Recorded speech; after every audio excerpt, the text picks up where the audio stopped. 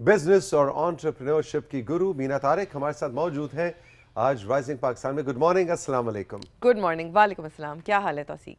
बिल्कुल ठीक।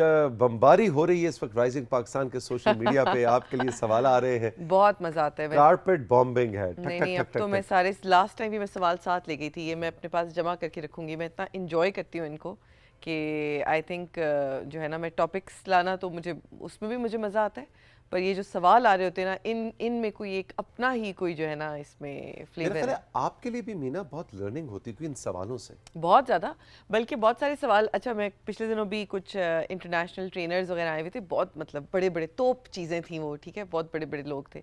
तो मैं उनको इसके बारे में बता रही थी, तो उन्होंने कहा किस किस्म के सवाल आते हैं। तो मैंने पिछली दफ़ा के कुछ सवाल उनको बताए, तो मुझे कहते हैं तो फिर आपने क्या जवाब दिया? ये तो बड़े मुश्किल सवाल हैं, ये तो मतलब बड़े रियल सवाल हैं, इसका क्या जवाब दिया? दे वर एक्चुअली, मतलब वो मेरे से फिर पूछ रहे थे कि हमने ऑन स्क्रीन इन सवालों के असल में क्या जवाब दिए, क्योंकि वाह। इनके सवाल को बहुत डायरेक्ट या इजी नहीं है, क्योंकि मतलब ये रियल लाइफ इसका सिचुएशंस मतलब हैं। है कि हमें दाद देनी चाहिए राइजिंग पाकिस्तान के व्यूअर्स को बहुत अच्छे कि वो सवाल बड़े भेजते हैं। जबरदस्त जेन्युइन ग्राउंडेड सवाल करते हैं। बिल्कुल बिल्कुल। हमारी ना एक फ्रेज हम यूज़ करते हैं, वी हेल्प डूअर्स डू।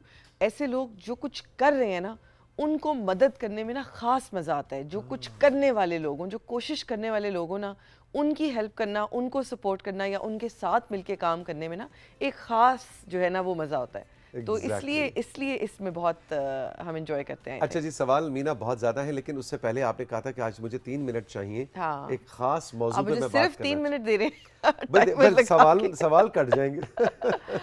जी, मैं आज थोड़ी सी डिस्कशन करना चाहती थी। ये जो कंटेंट क्रिएशन के अराउंड एक सेक्टर हमारा बन गया है, जिसको हम ब्लॉगर कहते हैं या इन्फ्लुएंसर कहते हैं, कि वो क्या है, वो क्यों आजकल मतलब उसकी राइज क्यों है। देखिए, एक तो ये बात है कि अब जो ज़माना है ना, मतलब हर ज़माने में कोई रिसोर्स होती थी जिसके ऊपर ऑलमोस्ट कह लें जंगें होती थी। पानी पे जंगें होती थी, सोने पे जंगें होती थी, गैस या ऑयल के ऊपर जंगें होती थी। अब जो डिजिटल दुनिया है ना, उसमें हर कोई लड़ रहा है कि उसको ज़्यादा से ज़्यादा व्यूज़ कैसे मिल सकते हैं, क्योंकि अब वो जो व्यूज़ है ना, वो जो नज़रें हैं जो आपके ऊपर टिकी हुई हैं, वो एक रिसोर्स है जो जितना जमा कर ले वो उसको आगे जाके इतना उससे फ़ायदा हो सकता है, और फ़ायदा होता भी है। अगर आप एक प्लेटफॉर्म क्रिएट कर लेते हैं जिसकी वजह से लोगों की नज़रें आपके ऊपर होती हैं, आपकी एक फॉलोइंग डेवलप हो जाती है, तो उसकी वजह से आपको अपॉर्चुनिटीज़ मिलती हैं। अब तो एक्टर्स भी जो है वो नए इस बेसिस पे आते हैं कि जिसकी जो बहुत बड़ा इन्फ्लुएंसर होता है, ब्लॉगर होता है, जिसकी अपने बहुत बड़ी फॉलोइंग होती है, उसको ईजिली रोल मिल जाता है। बिल्कुल और हर बिल्कुल। सेक्टर में अगर आप अपनी क्रेडिबिलिटी सेट कर लेते हैं, आप अपना फ़न जो है उसका मुजाहिरा कर लेते हैं दुनिया को, और दुनिया से मनवा लेते हैं कि आपको ये चीज़ आती है, तो जाहिर है आपको और अपॉर्चुनिटीज़ मिलती हैं। ठीक है। बिजनेस में भी ऐसे ही है, करियर्स में भी ऐसा ही है। तो हमें लगता है ना कि ये सिर्फ टिकटॉक या एंटरटेनमेंट तक महदूद है ये दुनिया, पर असल में अगर हम कंटेंट क्रिएशन को देखें तो कंटेंट क्रिएशन असूली तौर पे वैल्यू क्रिएशन का एक दूसरा नाम है। वैल्यू क्या होती है? जब हम किसी को कोई फ़ायदेमंद चीज़ पहुंचाते हैं, ठीक है। और फ़ायदा सिर्फ एजुकेशनल चीज़ में नहीं होता, फ़ायदा एंटरटेनमेंट में भी होता है। ओके। राइट, इसीलिए ओके। हमारा मीडिया सेक्टर चलता है ना। हाँ। जब हम लोगों को कोई एंजॉयमेंट का मौका देते हैं, तो भी तो हम उनको फ़ायदा पहुंचा रहे होते हैं। ठीक है। तो कंटेंट जो है ना, वो एजुकेशनल भी होता है, वो एंटरटेनिंग भी होता है, और वो अपॉर्चुनिटीज़ वाला भी होता है, जिसमें हम किसी को बता रहे होते हैं कि भाई आप भी इस चीज़ से फ़ायदा उठा के यहाँ तक पहुँच सकते जैसे हैं। आपका ये सेगमेंट है जैसे हमारा ये जिसकी सेगमेंट है, रेटिंग बहुत ज्यादा होती है, उसकी वजह यह है कि लोग इसमें ज्यादा इंटरेस्ट लेते हैं। क्योंकि उससे अपॉर्चुनिटी वैल्यू क्रिएट हो रही है, value उससे create हो उनको कोई चीज़ वाकई मिल रही है। हम बना तो कंटेंट ही रहे हैं ना, मैं और आप भी तो कंटेंट ही बना रहे हैं। हाँ। हम वो टीवी पे बना रहे हैं बजाय इसके कि किसी प्लेटफॉर्म डिजिटल ठीक पे है। बना रहे होते। ठीक है। पर इस कंटेंट से हम कोई वैल्यू क्रिएट करें। इसी तरह आपके भी एंटरटेनमेंट सेगमेंट्स भी होते हैं, जिसमें आप सॉन्ग्स के बारे में बात करते हैं, फिल्म्स के बारे में बात करते हैं, उसमें भी एजुकेशन, अपॉर्चुनिटी, एंटरटेनमेंट मिक्स होती है। राइट, ठीक है। इसी तरह ऑनलाइन भी जब हम कंटेंट बनाते हैं तो वो बहुत सारे डिफरेंट टाइप्स का होता है। अगर आप एचआर प्रोफेशनल है ना, एचआर में काम करते हैं, अगर आप फाइनेंस में काम करते हैं, तो अगर आप फाइनेंस के बारे में या एचआर के बारे में कंटेंट बनाना शुरू करेंगे, तो ओवर टाइम आपकी उसमें भी फॉलोइंग डेवलप होने लगेगी, और आपको कल को नौकरियां भी बेहतर से बेहतर मिलेंगी, आपकी सैलरी ज़्यादा से ज़्यादा होना शुरू हो जाएगी, क्योंकि लोगों को ये पता होगा कि यार इस पर्सन को कुछ आता है, ठीक है। ये अपने प्लेटफॉर्म पे बैठ के कुछ बताता है या तो बताती है। नतीजा क्या निकला कि हर किसी को ये सोचना चाहिए कि उनके पास क्या ऐसी वैल्यू है जो वो दुनिया को दे सकते हैं, चाहे वो पकोड़े पकाने की रेसिपी क्यों ना हो। चाहे वो कुछ भी हो। ये एक ऐसा, और देखिए इस वक्त हम स्टार्ट में है, ये जो व्यूज़ की वॉर है ना, या डिजिटल, इसको हम डिजिटल रियल स्टेट कहते हैं। जैसे प्लॉट लेते हैं ना दुनिया में, आप अरे फिजिकल वाह! ज़मीन लेते हैं, वाह, वाह, ये वाह, ऐसे आप ऑनलाइन ज़मीन ले रहे हैं, जमा कर रहे हैं, और इस वक्त वो ज़मीन सस्ती बिक रही है। आज से 5 साल पहले और सस्ती थी, उस वक्त तो कोई कर भी नहीं रहा था। ओके। इस तरह सोचें, तो ये अगले 50 साल 100 साल की गेम है। ये अगले 10-15 साल में ये ज़मीन इतनी महंगी हो जाएगी कि हम कहेंगे यार अब तो इस्लामाबाद में प्लॉट ले ही नहीं सकते। एक ज़माने में इस्लामाबाद में प्लॉट सस्ते बिकते थे, उस ज़माने में मेरे अब्बू ने ले लिया होता तो इस वक्त हमारा भी वहाँ घर होता। Exactly Right? हम So- बात करते हैं बिल्कुल। बिल्कुल करते हैं। तो ये अब डिजिटल रियल स्टेट है। आप डिजिटल रियल स्टेट पे जितना ज़्यादा इस वक्त आप जमा कर सकते हैं, अगर आप वो कर लें तो आगे वो चीज़ जितनी एक्सपेंसिव होती जाएगी उसकी वैल्यू। अभी भी देख लेना, एक ज़माना था लोग करते थे वो कोई पैसे नहीं कमाते थे, अब बहुत ज़्यादा लोग पैसे कमा रहे हैं जिन्होंने रियल अच्छा, लेकिन ये आसान काम नहीं मीना। मुझे अक्सर मेरे फ्रेंड्स वगैरह कहते हैं तुम इंस्टाग्राम पे कई 4 दिन के बाद हफ्ते में एक तुम सही बात है, आपकी इंस्टाग्राम बिल्कुल गेम जो है ना वो बहुत वीक हुई हुई है। शुरू से है, हाँ, लेकिन बड़ा मुश्किल काम है। वो नहीं, कहते कम हैं से कम पहले आपको रोज कुछ तस्वीरें डाला वगैरह करो। तो लगा देते थे ना। अब तो मगर बिल्कुल। देखिए अब कंटेंट क्रिएशन की अगर बात करें, आप जैसे बताओ, तो इंस्टाग्राम मुझे को, स्टॉक करती हूँ इंस्टाग्राम। मैं स्टॉक नहीं, मैं आपको जज करती हूँ। देखिए मेरा ये काम है, मैं देखती हूँ कि कोई अपनी डिजिटल रियल स्टेट सही तरीके से इस्तेमाल कर रहा है कि नहीं कर रहा। अच्छा, तो मैं इस आपके वक्त- वाले को एनालाइज करके लोगों को समझाऊं मैं क्या बताओ, बात कर रही हूँ। बताओ। अच्छा, जब हम अपनी डिजिटल रियल स्टेट को सिर्फ वन वे कॉन्वर्सेशन के लिए इस्तेमाल करते हैं ना, यानी कि सिर्फ मैं लगा रही हूँ, मैं आज फिलानी जगह गई, मैंने आज ऐसे कपड़े पहने हैं, मैं तस्वीर खींच रही हूँ, मैं एक पार्टी पे गई, मैंने पार्टी पे खींची, मैं किसी इवेंट पे गई, मैंने इवेंट खींची, ठीक है। ये सारी हैं प्रमोशनल चीज़ें, यानी कि ये वन वे हैं। इनको देख के किसी की ज़िंदगी में कोई फ़ायदा नहीं हो रहा। ठीक है। उनको देख के सिर्फ ये पता लग रहा है तौसीक आज फिलानी जगह गए हुए थे, तौसीक आज फिलानी जगह इन्वाइटेड थे। ठीक है, जिनको Fine. तौसीक बहुत पसंद है, हाँ, अच्छी ठीक बात है। है, खुशी हुई देख के तौसीक आप कुछ कर रहे हैं, हम आपके फ़ैन हैं, जो भी है। पर मेरी ज़िंदगी में इससे क्या फ़ायदा हुआ? ना मुझे एंटरटेनमेंट मिली, ना मुझे एजुकेशन मिली, ना मुझे कोई अपॉर्चुनिटी आपने बताई। ये सिर्फ ये चौथी जो जिसको हम चौथी बकेट कहते हैं ना, प्रमोशनल, ये सिर्फ वन वे है। मैंने ये किया, मैंने ये पहना, मैंने ये और खाया, वो भी कई हफ्ते में एक दफा। वो भी हफ्ते में एक दफ़ा। वो वीकेस्ट बकेट होती है। हमने करना ही होता है, हम 4-5 पोस्ट्स या कंटेंट ऐसा बनाएं जो कि एंटरटेनिंग हो या एजुकेशनल हो या अपॉर्चुनिटी वाला हो, और फिर पांचवा जो है ना वो कोई अपनी रैंडम तस्वीर लगा दें, कोई मतलब वो फिर चले तो प्रमोशनल हो मतलब जाए। आप मुझे मेरे सोशल मीडिया कंटेंट पे हाँ, मुझे इस 10 में से कितने नंबर दे रही हैं? 2 दो 3 दो 2 तीन, दो, हाँ, बुरी दो तरह से ज्यादा फेल। नहीं, 2 से। आपका सोशल मीडिया सिर्फ इस वजह से चल रहा है क्योंकि लोग आपसे प्यार करते हैं, वरना आप कोई काम की चीज नहीं कर रहे हो उसके ऊपर। आप दुनिया को क्या फायदा पहुंचा रहे हो उस प्लेटफॉर्म से? आप अपने आप को भी कोई फायदा नहीं पहुंचा रहे हो उस प्लेटफॉर्म हाँ, और से। दुनिया को भी वो नहीं तो पहुंचा- प्लेटफॉर्म ही मोनेटाइज नहीं है। हाँ। आप उसके ऊपर कोई ऐसी चीज नहीं कर रहे जिससे आप कोई फायदा उठाएं, क्योंकि आप दुनिया लो को कोई जी, फायदा नहीं पहुंचा रहे। बस हो गई गेम खत्म। आज से मेरा सोशल मीडिया इंस्टाग्राम, अच्छा मतलब जो इंस्टाग्राम पे मुझे जाना चाहिए ज्यादा या फेसबुक या किस में? देखिए ये भी एक बड़ी इंटरेस्टिंग कॉन्वर्सेशन है कि आप प्लेटफॉर्म कौन सा यूज़ करते हैं। मेरे ख्याल में इंस्टाग्राम या टिकटॉक यूज़ करना चाहिए। फेसबुक थोड़ा सा पुराना प्लेटफॉर्म हो गया है। हाँ। उस पे जो व्यूज़ है ना उनकी अब उतनी वो जो Value वो पुराना Property. महल्ला वो रह गया है। property इतनी- वो ओल्ड सिटी रह गई है, वो अंदरून शहर रह गया है। वो उस प्रॉपर्टी की वैल्यू जो है ना अब थोड़ी सी, क्योंकि वहाँ पे क्योंकि नए एरियाज डेवलप हो गए हैं बहुत ज़्यादा, जहाँ पे प्रॉपर्टी ज़्यादा महंगी है, उस पे जाना तो अब चाहिए, उस पे जाना जो चाहिए कि आपको। टिकटॉक और इंस्टाग्राम जो कि है TikTok लो और जी Instagram। भाई, फिर मेरा जो इंस्टाग्राम है और जो मेरा टिकटॉक है, आपकी अब आप कंटेंट जरा- क्रिएशन स्ट्रेटजी पे काम करने की जरूरत है। अच्छा बस ठीक है मीना, अब तुम देखना कल से क्या होने वाला है मेरे इंस्टाग्राम पे और टिकटॉक। अच्छा जी, गुजर खान से फैसल, मैं रावलपिंडी इस्लामाबाद में ऐसा इंस्टीट्यूट ज्वाइन करना चाहता हूं जो मुझे बिजनेस की ट्रेनिंग दे ताकि तमाम टूल्स सीख कर जल्द ही अपना बिजनेस शुरू कर सकूं। अच्छा, मैं किसी ऐसे इंस्टीट्यूट के बारे में नहीं बता सकती, मगर सेमी गवर्नमेंट इदारे हैं, चेंबर्स ऑफ कॉमर्स, जो डिफरेंट शहरों में बने होते हैं। अगर आप उनके पास भी जाएं तो वो बहुत सारी ट्रेनिंग्स करा रहे होते हैं फ्री ऑफ कॉस्ट, क्योंकि उनके थ्रू बहुत सारे इदारे जो है ना वो अपनी ट्रेनिंग्स लोगों तक पहुंचा रहे होते हैं। ओके। तो अगर आप अपने करीब तरीन चेंबर पे भी जाके रजिस्टर कर लें और उनको कहें कि आपकी कोई ट्रेनिंग हो रही हो, मार्केटिंग की ट्रेनिंग, फाइनेंस की ट्रेनिंग, बिजनेस की ट्रेनिंग, तो मुझे आप उसमें ले लें। पर मैंने पिछली दफ़ा भी बात की थी, अब यूट्यूब यूनिवर्सिटी का ज़माना है, अब इंस्टीट्यूट्स के पास जाने की ज़रूरत नहीं। और देखिए, आपको अपनी गेम लोकल इंस्टीट्यूट की नॉलेज तक महदूद करने की ज़रूरत नहीं है कि वहाँ जो टीचर है उसको जितना आता होगा उतना ही आप सीखेंगे।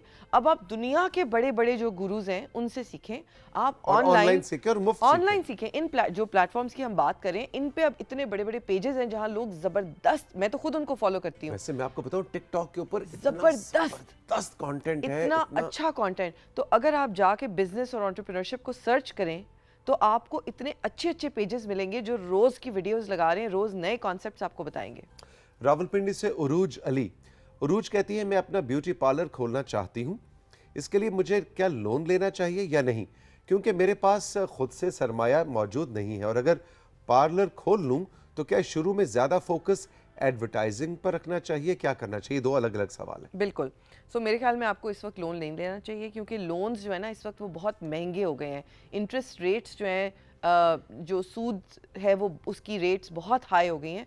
तो इस वक्त लोन बहुत महंगा मिल रहा है। इस वक्त लोन मतलब कम से कम लोग लोन्स लें। इस वक्त आपको छोटे से शुरू करना चाहिए। आप अपने कमरे में, अपने किसी ड्राइंग रूम में, अपने बेडरूम में कोई छोटी सी स्पेस बनाएं और लोगों को वहीं पे लेके आएं और एक दो सर्विसेज करें। अगर आप मेकअप करती हैं तो सिर्फ उसके ऊपर डिजिटली, जो डिजिटल रियल स्टेट की हम बात करें, उसके ऊपर आप अपना प्लेटफॉर्म डेवलप करें और साथ साथ लोगों को लेके आएं। मैं पिछले दिनों एक आई लैश आर्टिस्ट के पास गई और वो 20 साल की थी और उन्होंने अपना ऑनलाइन ज़बरदस्त प्लेटफॉर्म बना लिया है। वो अच्छी सी अच्छी वीडियोस डालती हैं।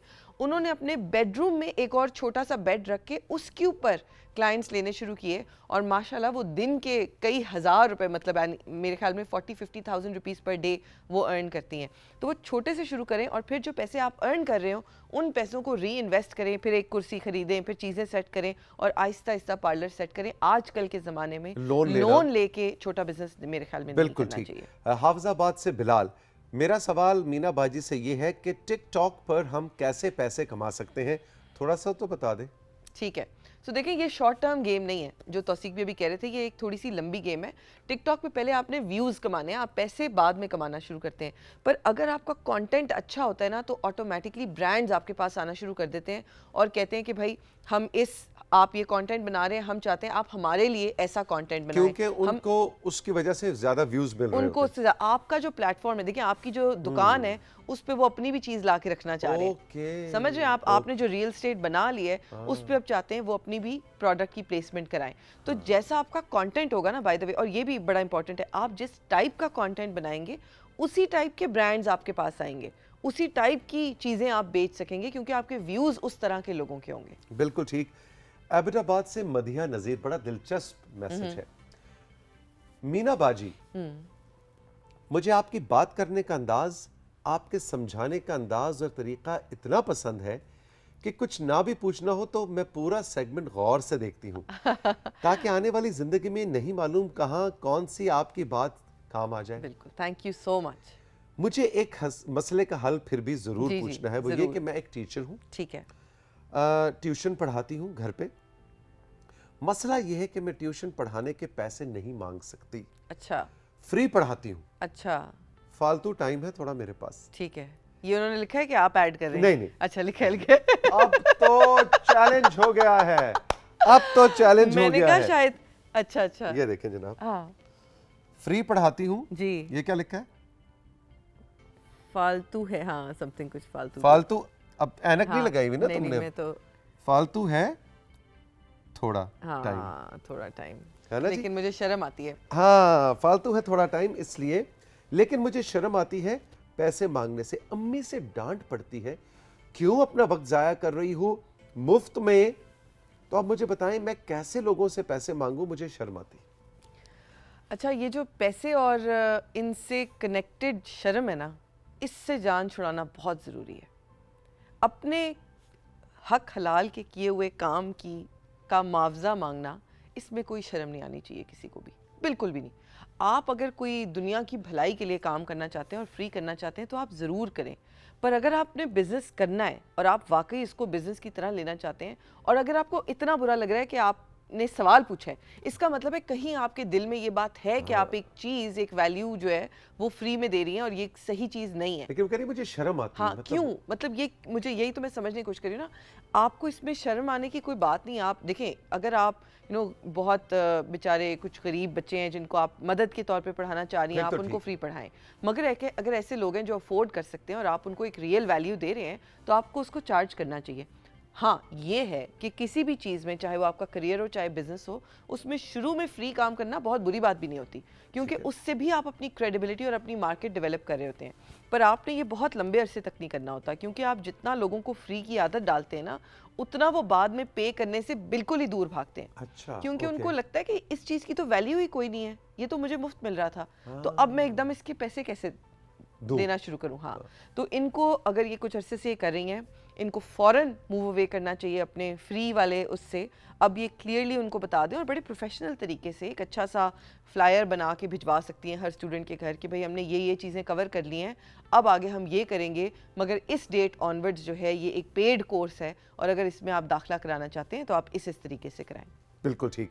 आयशा नसीर कबीर वाला से सर, मेरा मीना बाजी से सवाल है कि आजकल उम्र के फ़र्क की तकसीम के बगैर बच्चे, बूढ़े, जवान सब ही एंटरप्रेन्योर बनते हुए नजर आ रहे हैं। ये लफ्ज़ असल में क्या है? ये क्या कोई नौकरी होती है या इसको कैसे बना जा सकता है? प्लीज़ मुझे बताएं, एंटरप्रेन्योर क्या होता है? क्या जबरदस्त सवाल पूछा। जबरदस्त सवाल। और जो इन्होंने बात की ना कि आयशा कबीर वाला से। उम्र के फ़र्क के बगैर लो, यही तो खूबसूरती है एंटरप्रेन्योरशिप की। एंटरप्रेन्योरशिप है बिज़नेस को स्टार्ट करना, और आम तौर पे ये हम जो टेक्नोलॉजी वाले बिजनेसेस हैं ना, उनके लिए ये यूज़ करते हैं वर्ड ज़्यादा। मतलब आम तौर पे तो हम बिज़नेस कह रहे होते हैं ना, पर कोई ऐसा बिज़नेस जिसमें टेक्नोलॉजी जो है वो शामिल हो, टेक्नोलॉजी को इस्तेमाल करके उस बिज़नेस को बढ़ाया जा रहा हो या टेक्नोलॉजी डेवलप करके बेची जा रही हो उस बिज़नेस के थ्रू, ऐसे बिजनेसेस को जो तेज़ी से ग्रो करते हैं बहुत ज़्यादा टेक्नोलॉजी की वजह से, इनको हम एंटरप्रेन्योरशिप के अंदर लेके आते हैं और आमतौर पे स्टार्टअप्स का जो सेक्शन है ना, उसके अंदर लेके आते हैं। एक एंटरप्रेन्योर एक ऐसा बंदा है जो कि कोई मसला देखता है और उसका हल निकालता है और उसके हल के अंदर एक बिज़नेस क्रिएट करता है और कोई चीज़ बेचना शुरू करता है, चाहे वो कोई प्रोडक्ट हो चाहे वो सर्विस हो। नहीं है। ये नौकरी नहीं है, ये अपना बिजनेस है। ये ऐसी नौकरी है जो 24 घंटे की होती है, जिसमें आप मुसलसल जो है वो काम कर रहे होते हैं और वो काम कभी ख़त्म नहीं होता।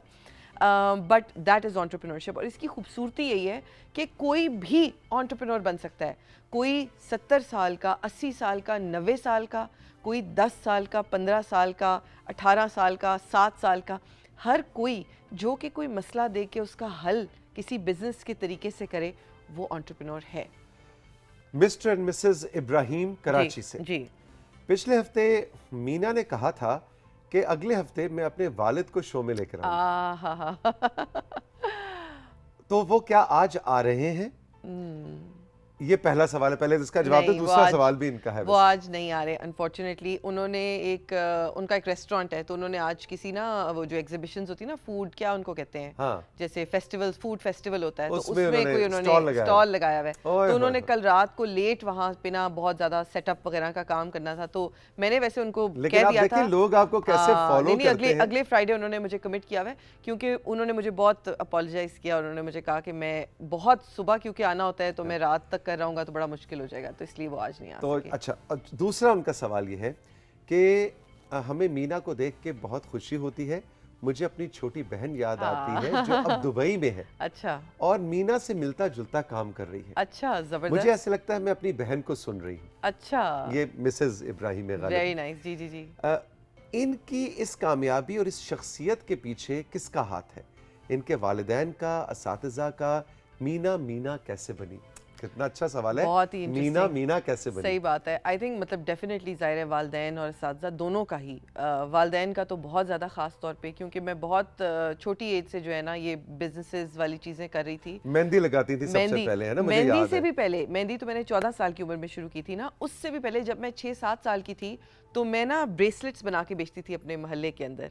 और बहुत रैंडम चीज़ें मैं करती थी। और मतलब मैं अपनी अम्मी के ही लेमन और चीनी इस्तेमाल करके उसका लेमनेड बना के अपने ही वालिदैन पे दोबारा बेचती थी और उनसे पैसे कमाती थी। वाह। मगर मेरे वालिदैन ने मुझे कभी रोका नहीं इस चीज़ से, बल्कि हमेशा इसमें मतलब उन्होंने कभी ये नहीं कहा कि यार ये कैसा लगेगा या लोग क्या कहेंगे कि तुम बेलें बजा बजा के कह रही हो आंटी ये मैंने ब्रेसलेट बनाया आप खरीद लें। और वो मोहल्ले की आंटियां भी मतलब मुझे सपोर्ट करने के लिए कि अच्छा ये आइए अब बेचने के लिए तो चलो ले ही लेते हैं, 10 रुपए का 50 रुपए का ले लेते हैं कुछ।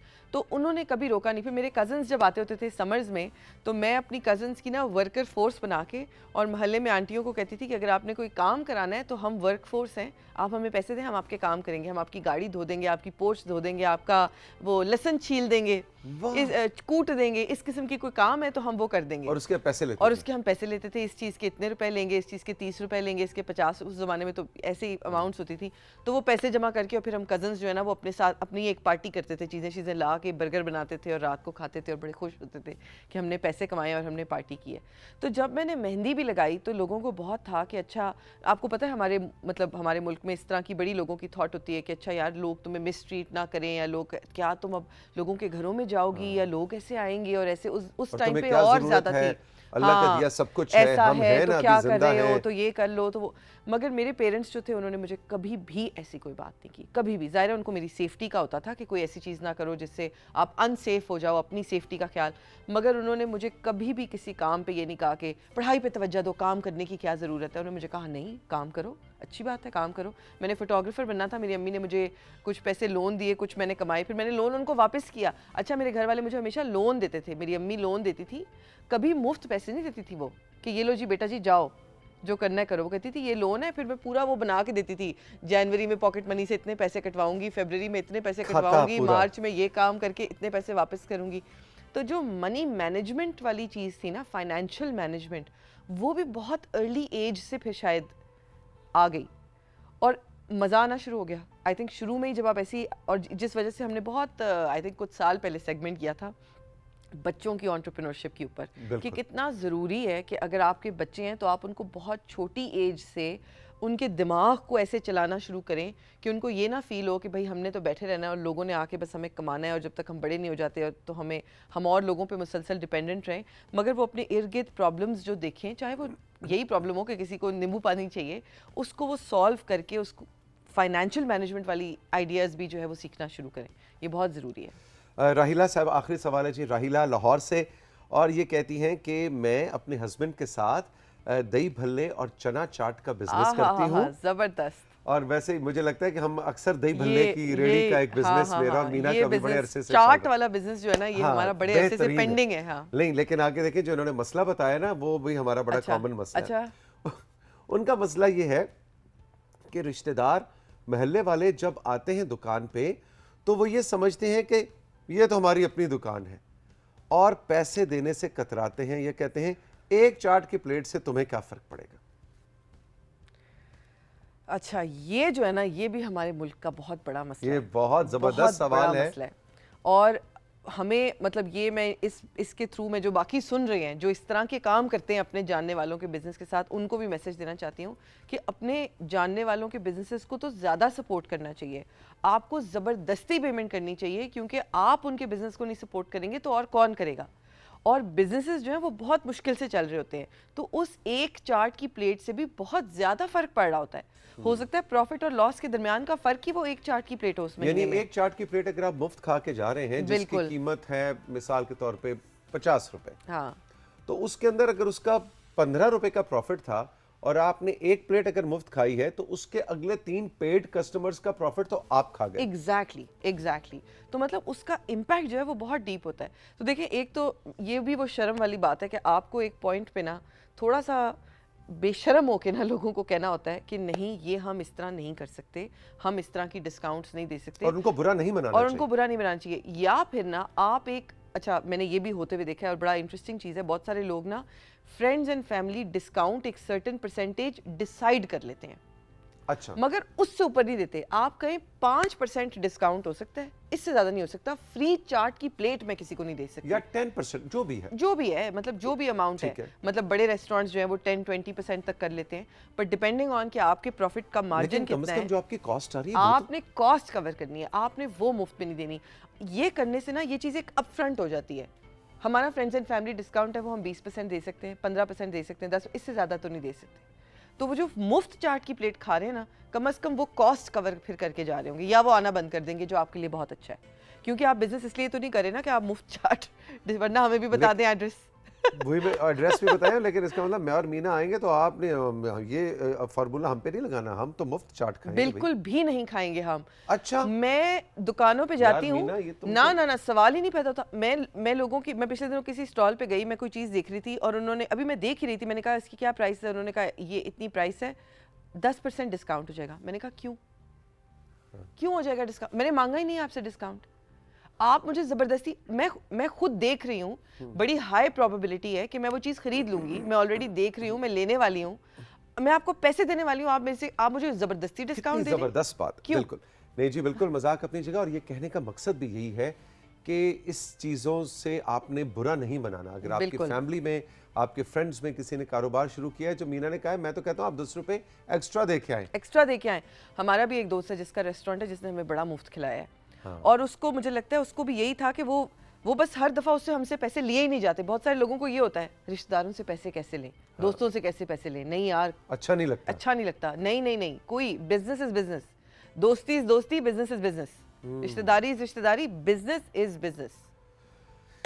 मीना, बड़ा मज़ा आया हमेशा की तरह, और मुझे वो आमना कान में कंट्रोल रूम से बता रही है कि सर इतने सवाल अभी भी आ रहे हैं, क्या करें। हम ना कुछ नहीं कर सकते, माशाल्लाह अगले वीक अगली में दफ़ा के लिए उसको सेव कर डालेंगे। लें, बिल्कुल। और आपने अपने वालिद को ज़रूर लेके आना है। जरूर जरूर, इंशाल्लाह मिस्टर फ्राइडे एंड को। मिसेस इब्राहिम की अब खास फरमाइश आई है बिल्कुल कराची से। बिल्कुल बिल्कुल। Thank you very much Meena, Thank all the best. you. हम राइजिंग पाकिस्तान में लेंगे एक छोटा सा ब्रेक, और बिजनेस की और प्रॉफिट की चोटियों तक तो मीना ने आपको पहुंचाया, लेकिन एक्चुअल पहाड़ों की चोटियों की कहानी आपसे अशरफ हुसैन सतपारा के साथ शेयर करेंगे। और सतपारा फैमिली, सतपारा लेगेसी के ये अमीन हैं, और आपसे इनको मिलवाते हैं और आपको बताते हैं कि एक्चुअल पहाड़ों पे चलना और चढ़ना और उनसे इश्क करना क्या है। इस ब्रेक के बाद